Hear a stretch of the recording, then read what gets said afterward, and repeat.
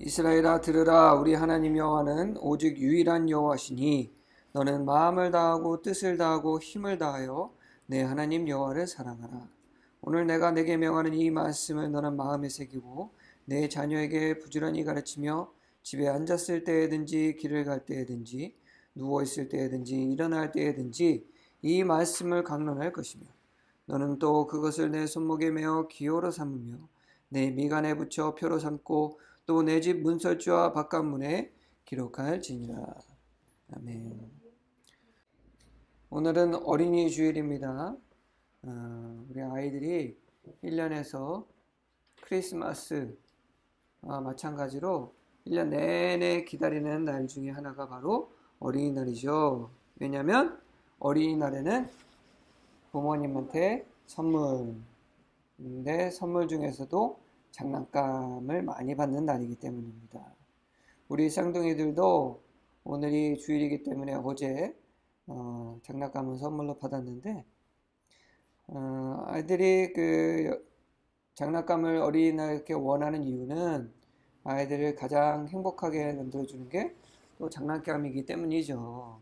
근데 사실 어린이날은 원래 우리 어른들이 우리 어린아이들이 우리에게 얼마나 소중한지 또 우리 어린아이들을 힘을 주고 격려해주고 사랑해주고 그리고 또 행복하게 해줌으로써 우리의 미래인 어린이들이 1년 중에서도 가장 행복한 날로 만들기 위해서 제정된 날이 국가 공휴일로 제정된 날이 바로 어린이날이죠. 전 세계적으로 많은 나라들이 어린이날을 정해놓고 아이들을 행복하게 만들어주는 날을 이렇게 정해놓고 지키고 있습니다.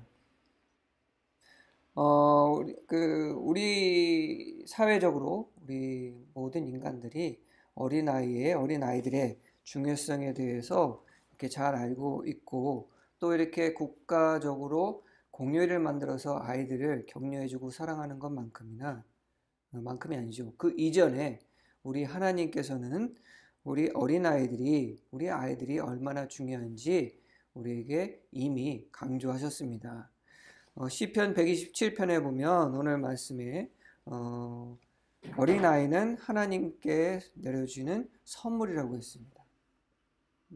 우리 어린아이들, 아들은 하나님께서 우리에게 주시는 선물이요. 또 우리 어린아이들, 우리 하나님께서 우리에게 주시는 선물이라고 얘기를 하셨습니다. 우리 아이들은 우리에게는 큰 선물이죠. 가만히 생각해 보면요. 아담과 하와가 이제 에덴 동산에서 그들의 죄로 인해서 이제 추방을 당하게 되죠. 아담과 하와가 에덴 동산에서 추방을 당하면서 그 벌로 무엇을 얻게 됐냐? 바로 죽음이라는 걸 얻게 됐습니다. 그전에는 하나님께서 아담과 하와를 온전하고 완벽하게 만드셔서 죽음이라는 것을 모르는 존재였는데 이제 하나님 앞에 죄를 짓고 나서 이제 에덴 동산에서 쫓겨나고 이제 죽게 됐어요. 영원히 살지 못하면서 어떤 결과를 얻게 됐냐? 아담과 하와가 이제 살다가 죽게 되면 우리 인간은 끝이 나는 거죠. 아담과 하와 두 사람이 유일한 하나님께서 만드신 가장 아름답고 완벽한 존재인 인간이었기 때문에 아담과 하와가 죽으면 끝나는 거였어요. 그런데 하나님께서 아담과 하와를 만드시기 전에 여러 가지 동물들을 만드셨는데 동물들은 영원한 존재들이 아닙니다. 그래서 하나님께서 동물들은 어떻게 만드셨죠? 새끼들을 낳고 번성할 수 있게 해주셨습니다. 자녀들을 낳는 거죠. 하나님께서 우리 인간들도 이제 죽음을 알게 됐기 때문에 하나님께서는 우리 인간들 또한 다른 여타 동물들과 마찬가지로 자녀를 낳을 수 있도록 허락해 주셨습니다. 그래서 태어난 게 누구냐? 바로 우리가 잘 알고 있는 첫 번째 어린아이들 가인과 아벨입니다. 성경에는 아담과 하와가 가인과 아벨을 낳았을 때 어떤 반응을 보였는지 기록되어 있지는 않지만 아마도 세상에서 제일 첫 번째 태어난 그 아기들을 보면서 굉장히 기쁘고 사랑스럽고 또 희망을 느꼈을 거예요. 왜냐하면 이제는 죽을 수밖에 없는 존재, 자신들이 죽으면 인간은 더 이상 이 세상에서 사라질 수밖에 없는데 가인과 아벨을 얻음으로써 인간이라는 존재가 이 세상에서 계속될 수 있고, 또 우리 어린아이들을 보면은 우리가 뭘 볼 수 있습니까? 바로 나 자신을 보게 되죠. 가만히 보니까 하나님의 마음을 알겠는 거예요. 왜? 하나님께서는 인간을 만들 때 본인의 형상을 따라 만드셨다 했는데, 자신들이 낳은 이 두 아들들 가인과 아벨을 보니까 자신들과 똑같이 생긴 거예요. 우리 우주 온유도 엄마 아빠를 똑 닮아서 우주는 아빠랑 똑같이 생기고 온유는 엄마랑 똑같이 생겼죠. 우리 어렸을 때 그 사진을 보면 우리 우주랑 저랑 어렸을 때 사진을 보면 너무나 똑같이 생겼어요. 그리고 또 우리 온유, 우리 아내의 사진, 어렸을 때 사진을 보면 우리 온유가 남자긴 하지만 너무나 똑같이 생겨서 깜짝깜짝 놀랍니다. 우리의 자녀들을 보면 거울을 보는 것 같죠. 그만큼 사랑스럽습니다. 아담과 하와도 가인과 아벨을 보면서 얼마나 그 마음속에 나를 똑 닮은 아이 뿐만 아니죠. 우리의 자녀들은 한 사람만 닮는 게 아닙니다. 엄마와 아빠를 둘 다 닮고 태어나죠. 두 아이들을 보면서 행복을 느끼는 그 아담과 하와에게 하나님께서 주신 선물이 바로 가인과 아벨이었습니다. 가인과 아벨을 보면서 아담과 하와는 무엇을 느낄 수 있었느냐? 여전히 인간을 사랑하시는 하나님의 마음을 느낄 수 있었겠죠. 왜? 더 이상 이 땅에서 인간이 끊어지는 것이 아니라 자녀들을 통해서 아담과 하와가 죽는다 할지라도 가인과 아벨 안에서 아담과 하와는 여전히 살아가고 있음을, 또 본인들은 여전히 자녀들을 통해서 살아가게 될 것을 가인과 아벨의 얼굴을 보면서 분명히 아담과 하와는 느꼈을 겁니다. 그렇기 때문에 우리 부모들에게는 이 하나님께서 주신 소중한 자녀들에게 우리의 유산을 남겨줘야 할 의무가 있습니다. 유산이라 하면 우리가 많은 것들을 여러 가지를 남기고 싶겠지만, 우리가 그 유산을 남기면서 우리 자녀들이 어떻게 되기를 바랍니까? 우리보다 더 나은 존재, 우리보다 더 잘 되기를 바라지 않습니까? 어느 부모가 우리의 자녀들이 자신보다 더 낫지 않기를 바라겠어요. 우리가 유산을 남기는 이유도, 또 우리가 무언가를 물려주는 이유도 우리의 자녀들이, 우리의 사랑하는 아들들이, 사랑하는 딸들이 나보다 더 좋은 환경에서 또 좋은 일을, 더 큰 일을 하기를 바라면서 우리가 무언가를 남기지 않겠습니까? 만약에 부모들이 우리 자녀들에게 본인들이 가지고 있는 그런 어떤 유산을 남기지 않게 될 경우, 또 그 자녀들을 올바르게 이렇게 이끌어주지 못할 경우, 하나님께서 주신 축복이요 선물이어만 하는 우리의 자녀들은 어떻게 되느냐? 우리의 미래가 되는 것이 아니라, 우리의 희망이 되는 것이 아니라 우리 모든 인간들에게 큰 어려움을 가질 수 있는 저주가 될 수도 있습니다. 그거는 전에도 일어났고 지금도 여전히 일어나고 있죠.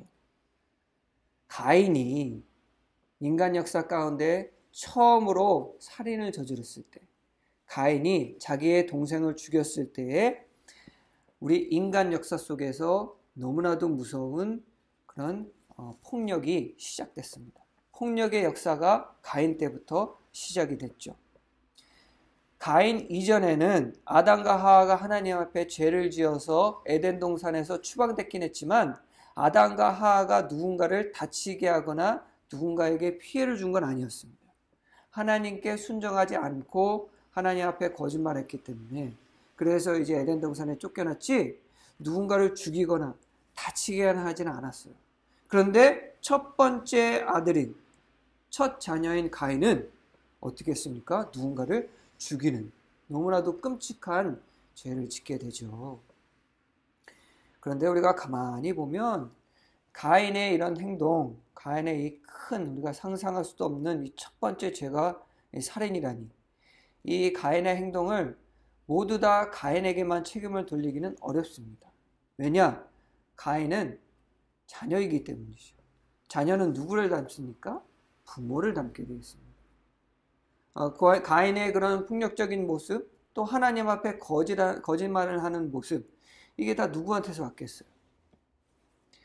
인간 중에서 가장 먼저 하나님께 거짓말한 존재는 바로 가인과 아벨의 부모인 아담과 하와였습니다.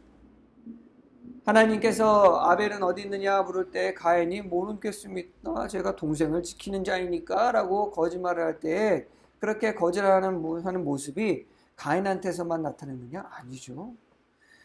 어린 아이들은 누구를 따라하면서 가치관을 형성하느냐? 바로 부모들을 따라하면서 가치관을 형성합니다. 그리고 가인 이전에는 자녀가 없었기 때문에 가인이 엄마 아빠인 아담과 하와 말고는 누구를 통해서 그런 인격을 형성할 수 있을 만한 관계를 맺었을까요? 아무도 없어요. 그전에는 아담과 하와 엄마 아빠 외에는 인간이 없었기 때문에 가인의 그런 모든 성격과 그런 인격과 그 가치관은 다 누구로부터 올 수밖에 없느냐? 바로 아담과 하와 부모로부터 올 수밖에 없습니다. 그렇기 때문에 가인이 저지른 이 무서운 이 살인은 아담과 하와의 잘못된 교육으로 인한 것이라 우리가 얘기할 수도 있습니다. 만약에 아담과 하와가 가인에게 사랑하는 법과 또 공감하는 능력과 그리고 하나님을 두려워하는 그 마음을 온전히 잘 가르쳤다고 한다면 가인은 절대로 아무리 아벨의 시샘이 난다 할지라도 죽이는 짓까지 하지는 않았을 거예요. 뭐 백보양보해서 너무 화가 나서 때릴 수는 있었겠죠. 그러나 동생을 아예 죽여버린다? 상상하기 힘든 일이죠. 우리는 이거를 통해서 뭘 깨달을 수 있느냐? 가인은 아담과 하와로부터 하나님을 두려워해야 되는 이유, 또 형제를 사랑해야 되는 이유, 그리고 또 형제를 긍휼히 여기고 공감할 수 있는 마음을 부모로부터 제대로 교육을 받지 못했다라는 걸 우리는 생각해 볼 수가 있습니다. 하지만 또 우리가 아담과 하와를 마냥 비난할 수는 없어요. 왜냐? 아담과 하와는 첫 번째 부모입니다. 우리 부모들도 첫 아이를 낳았을 때는 경험이 많이 부족해서 첫 번째 아이는 잘 키우지 못하는 경우가 있죠. 그래서 참 안타까운 일일 수도 있고 또 무서운 얘기일 수도 있지만 우리 형제들 보면은 이제 터울 있는 형제들 보면 첫 번째보다 둘째가 더 인격적으로 잘 형성되어 있는 경우가 덜어 있습니다. 왜냐? 아직 서투르기 때문이죠. 이제 첫째 아이를 기르다 보면서 이제 경험한 것들로 인해서 이제 둘째 아이를 키울 때는 좀 더 이제 신경 쓰고 또 좀 더 관심을 가져주고 또 교육을 하면서 인격이 좀 더 잘 형성되는 그런 경우도 우리가 덜어 볼 수 있습니다. 이미 수많은 부모들이 이 세상 가운데 존재했던 지금도 그런 실수들이 일어날 수 있는데 제일 첫 번째 부모였던 아담과 하와. 아담과 하와는 부모가 없죠. 왜? 하나님께서 직접 만드셨기 때문에 부모의 경험이 없는 아담과 하와가 어떻게 가인과 아벨을 온전하게 또 키울 수 있었겠습니까? 그렇기 때문에 아담과 하와를 우리가 온전히 잘못했다라고 얘기는 힘들 것 같습니다. 그리고 아담과 하와가 가인과 아벨 사건 이후 한꺼번에 두 아들 잃었죠. 둘째는 형에게 살인을 당하고 첫째는 하나님 앞에 각인을 받은 후에 추방을 당하고 맙니다. 그리고 아담과 하와는 또 많은 자녀들을 얻게 되죠. 그리고 첫 번째 그 실수를 교육으로 삼아서 다음 아이들은 잘 온전하게 키운 모습을 우리가 볼 수가 있습니다. 그렇기 때문에 우리 인간 역사가 지금까지 쭉 이어지고 있죠. 그렇기 때문에 우리는 아담과 하와의 그 실수로부터 그리고 그 이전에 있었던 많은 부모들로부터 우리가 배워야 할 것이 있습니다. 우리가 우리 자녀들에게 과연 무엇을 물려줘야 되는가입니다. 그래서 우리 아이들이 가인과 같이 잘못된 그런 교육 또는 부모님으로부터 온전한 것을 물려받지 못한 그런 자녀로 우리의 자녀들을 키울 것이 아니라 우리보다 더 나은 존재, 우리의 미래를 밝히 비춰줄 우리의 자녀들로 키울 수가 있어야 합니다. 여러 가지를 우리는 자녀들에게 물려주고 싶어 하죠. 일반적으로 많은 부모들은 우리 아이들에게 재물이라든가 그리고 또 건강이라든가 지식이라든가 경험이라든가 그리고 또 내가 가지고 있는 인간관계로부터 얻을 수 있는 많은 장점들을 우리 자녀들에게 물려주고 싶어 합니다.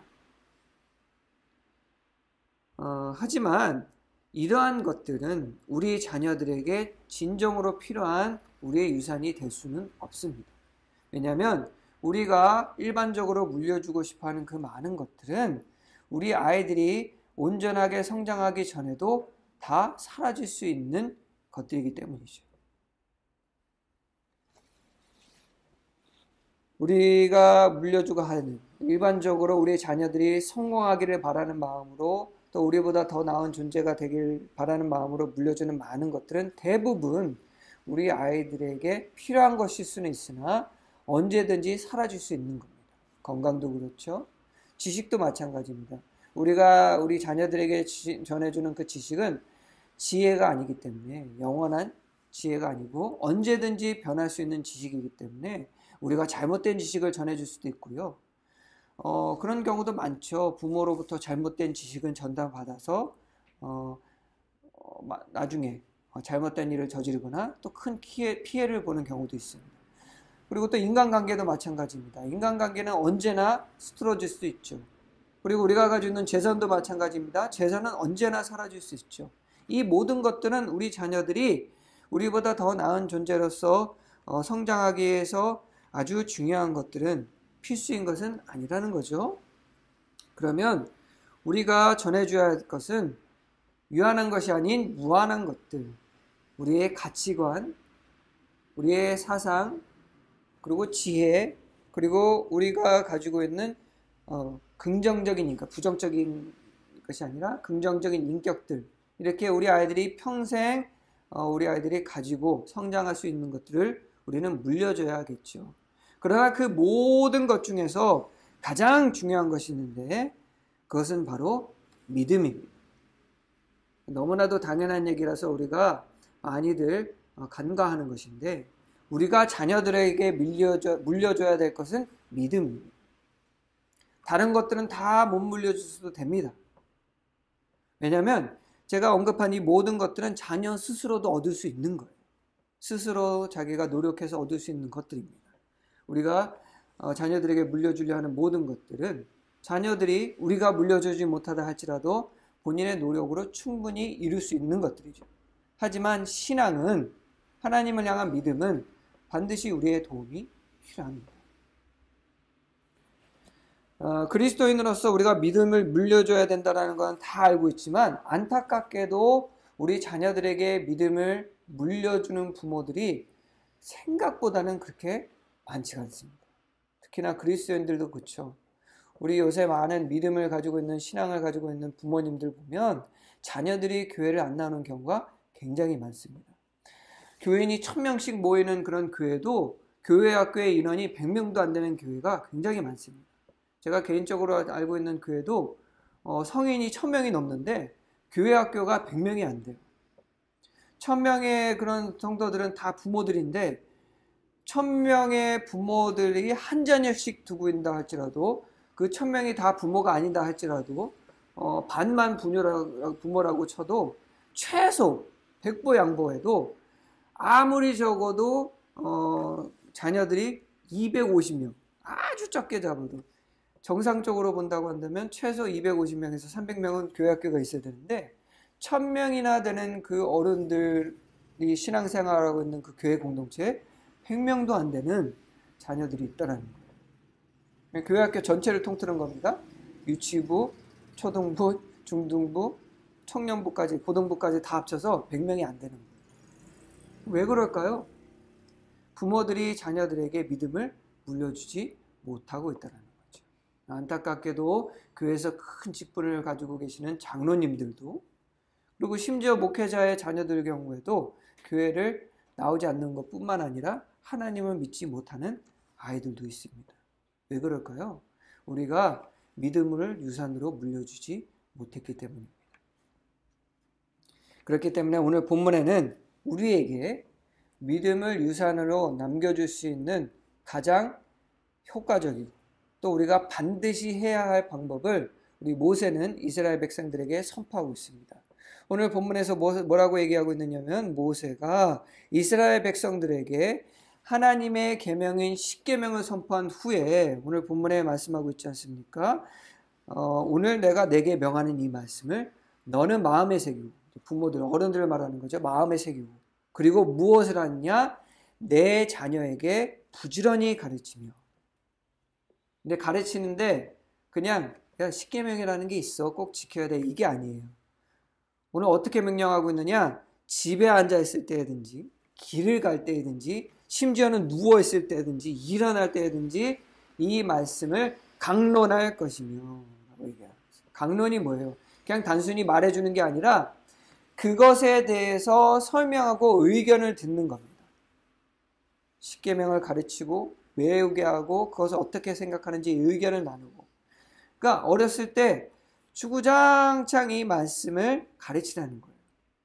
어느 정도 가르치냐면 내 손목에 매어서, 실제로 지금 이스라엘들도 여기 소매에다가 이렇게 십계명을 적어가지고 여기다 이렇게 꿰매서 넣고 다녀요. 미간에 붙여 표로 삼고 문설주와 바깥문에다 기록하라고 얘기했습니다. 왜? 우리의 자녀들이 오고 가면서 하나님의 십계명인 법을 눈으로 보고 항상 기억할 수 있도록 곳곳에다 적어 놓으라는 거죠. 우리의 자녀들이 배워야 할 유일한, 가장 중요한 유산, 바로 십계명이라는 거예요. 십계명 다들 외우시나요? 순서대로는 못 외워도 십계명이 어떤 구조인지는 반드시 알아야 됩니다. 이게 한번 여러분들 주변에 신앙적으로 존경하는 분들이나 또 이렇게 교회에서 큰일 하시는 분들한테 한번 질문해 보세요. 자녀들이 십계명을 외우고 있는지. 근데 안타깝게도 대부분이 십계명을 모를 겁니다. 그리고 자녀들에게 십계명을 가르쳐 준 적이 있으신지 네라고 대답하는 분들은 그렇게 많지는 않을 거예요. 이 십계명이 우리 천성과 성경책 뒤에 다 나와 있습니다. 그럼에도 불구하고 우리의 자녀들에게 십계명을 외우게 하거나 가르치는 경우는 없죠. 이스라엘 사람들은요, 전통적으로 전통 이스라엘, 지금도 그렇습니다. 지금도 정통 이스라엘 교인들은 우리의 자신들의 자녀들이 태어났을 때 사교육을 받기 전에 제일 먼저 교육하고 외우게 하는 게 바로 모세오경 그리고 십계명입니다. 이거를 깨우치지 않으면 사교육을 아예 가르치를 않아요. 전통 이스라엘 백성들, 이스라엘인들은 지금까지도. 그런데 오늘날 우리 그리스도인들은 우리 자녀들이 십계명을 외우는지 또는 우리 자녀들에게 그 십계명을 가르치는 경우가 많지 않다는 것은 굉장히 안타까운 현실입니다. 십계명은 두 구조로 되어 있죠. 첫 계명부터 4계명까지는 누구에게 관련된 계명이냐? 바로 하나님을 향한 계명입니다. 그리고 나머지 5계명부터 10계명까지는 우리 인간에 관련된 계명이죠. 첫 번째는 너무나도 당연한 얘기지만 다른 신을 섬기지 말라입니다. 하나님 위에 모든 것들은 다 가짜라는 거죠. 그리고 두 번째는 뭐냐? 우상을 만들지 말라. 어떤 형상이라든지. 우리가 교회에 세워두는 이 십자가도 이 십자가 모습만을 더 중요시 여기는 순간 그것은 무엇이 되냐? 우상이 되는 겁니다. 그런 분들이 있어요. 십자가 들고 다니면 마음이 편하고 성경책을 들고 다니면 마음이 편하다. 이것도 우상입니다. 십자가 자체하고 성경책에는 아무런 능력이 없어요. 하나님의 말씀이기 때문에 능력이 있는 것이고 예수 그리스도께서 십자가에 못 박혀 돌아가셨기 때문에 십자가를 우리는 그 상징으로 삼는 것이지 그 자체로는 어떤 능력이 있는 게 아닙니다. 이건 우상이에요. 그리고 세 번째는 뭡니까? 하나님의 이름을 망령되이 일컫지 마라. 그러니까 하나님의 이름을 욕되게 하지 말라는 거예요. 농담으로라도 하나님의 이름을 가지고 농담을 해서는 안 됩니다. 절대로 그래서는 안 되죠. 그리고 네 번째는 뭡니까? 안식일을 거룩히 지키라. 유대인들에게는 토요일이 안식이지만 우리에게는 안식일이 언제입니까? 주일이죠. 주일은 반드시 하나님 앞에 예배드리는 날로 우리가 섬겨야 된다는 겁니다. 이 네 가지가 하나님 외에 다른 신을 두지 말라, 우상을 만들지 말라, 하나님의 이름을 망령되이 욕되게 하지 말라, 안식일을 주일을 거룩하게 지키라. 이게 네 가지 계명이고요. 그 다음부터는 인간에 관한 건데 제일 먼저 무엇이 나오느냐? 바로 부모를 공경하라입니다. 이제 원래는 honor, 이제 부모를 명예롭게 하라. 그러니까 부모님의 이름을 욕되게 하지 말라는 얘기죠. 우리의 자녀들이 하는 행동이 결국은 누구에게 욕이 됩니까? 우리 부모의 욕이 되죠. 그래서 하나님께서는 첫째로 부모를 공경하라. 그리고 여섯 번째, 인간이 저지른 가장 첫째 죄가 무엇냐? 바로 살인이었습니다. 누가? 가인이 아벨을 죽이는. 그래서 하나님께서는 살인을 하지 말라라고 명령하셨죠. 그 다음에는 간음하지 말라. 간음은 뭐냐? 우리 엄마 아빠가 결혼을 합니다. 그런데 엄마 아빠가 서로를 약속했죠. 서로만을 사랑하기로. 그런데 엄마 아빠가 다른 여자를, 다른 남자를 좋아하고 사랑하게 되는 것을 우리는 뭐라고 그러냐? 간음이라고 그러죠. 안타깝게도 요새는 간음이 죄가 되지 않습니다. 원래 우리나라도 간통을 했을 때 그게 죄가 돼서 고발을 할 수 있었는데 지금은 무효화돼 있죠. 이혼의 사유는 될 수 있지만 그로 인해서 뭐 구속이 되거나 하지는 않습니다. 너무나도 안타까운 일이에요. 왜냐? 살인 다음으로 하나님께서 해서는 안 되는 행동이 죄가 무엇이냐? 바로 간음이라고 했어요. 우리가 결혼해서 상대방이 하나님께서 말씀하셨습니다. 둘을 하나로 하나님께서 만드셨다고 했는데 하나님께서 하나로 만든 둘을 누구도 나눌 수 없다라고 했습니다. 우리가 서로 하나님의 이름 앞에서 부부가 되기로 맹세했을 경우에는 절대로 간음을 해서는 안 됩니다. 살인과 마찬가지로 아주 하나님께서 싫어하시는 죄죠. 그 다음은 뭐냐? 도둑질하지 말라. 우리가 어렸을 때는 장난으로도 도둑질할 때가 있어요. 친구 께를 훔쳐고 친구 것을 뺏어다가 가지고, 이건 무엇이냐? 하나님께서 절대로 하지 말라 하신 십계명 중에 하나입니다. 그 다음에 뭐냐? 이웃을 상대로 거짓 증언. 그러니까 제가요 얼마 전에 뭘 훔쳐갔어요 라고 거짓말로 증언해서는 안 된다는 겁니다. 그리고 마지막으로 내 이웃의 것을 탐내지 말라. 누구 거가 좋아 보여가지고 나 저거 좋아 보이는데 나 저거 갖고 싶은데 한솔이 형이 블레이드 X가 있는데 나 저거 갖고 싶은데 저거 뺏고 싶은데, 이건 해서는 안 되는 10번째 죄라는 거예요.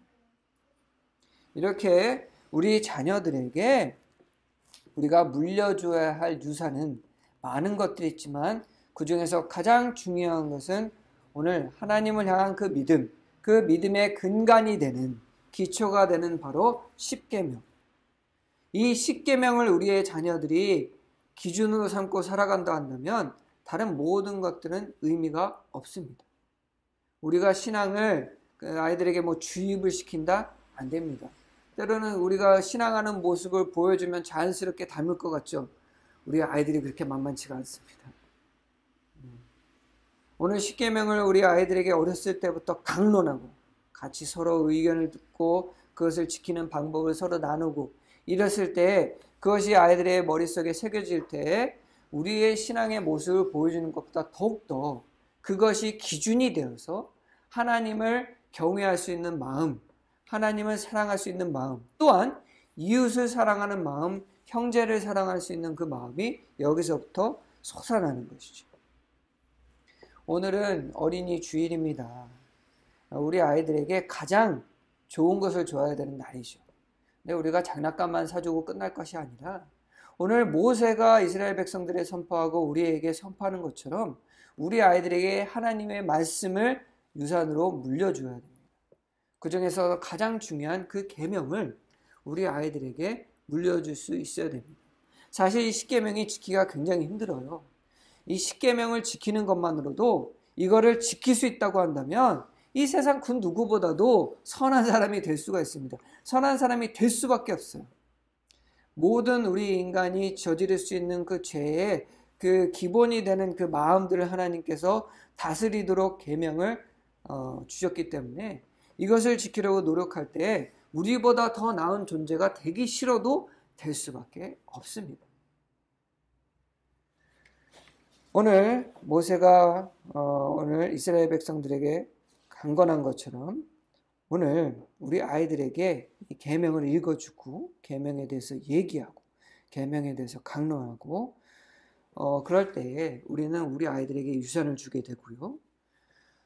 우리 아이들이 그 믿음을 유산으로 얻게 되고 또 그 삶 가운데에서 하나님께 주시는 그 축복과 놀라운 은혜를 누리게 될 것입니다. 그리고 무엇보다도 우리의 자녀들이 구원을 얻을 수가 있겠죠.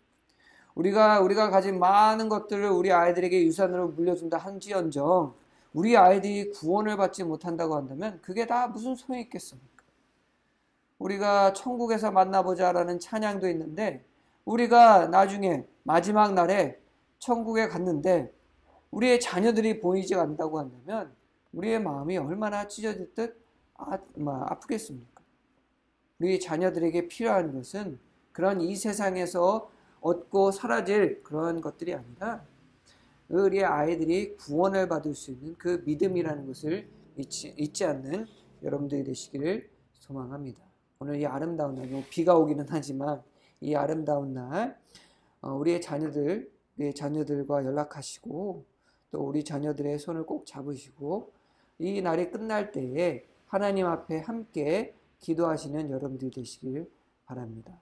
저는 매일 우리 아이들과 함께 기도를 하고 있는데 우리 아이들이 하나님 앞에 기도함으로써 오늘 우리가 깨달은 그런 십계명도 한번 같이 나누어 보고 그래서 물질적으로만 기쁨 얻는 날이 아니라 믿음 가운데에서 하나님께서 주신 은혜와 축복을 누리는 진정한 참된 어린이날이 되시기를 주님의 이름으로 간절히 소망합니다. 기도하겠습니다.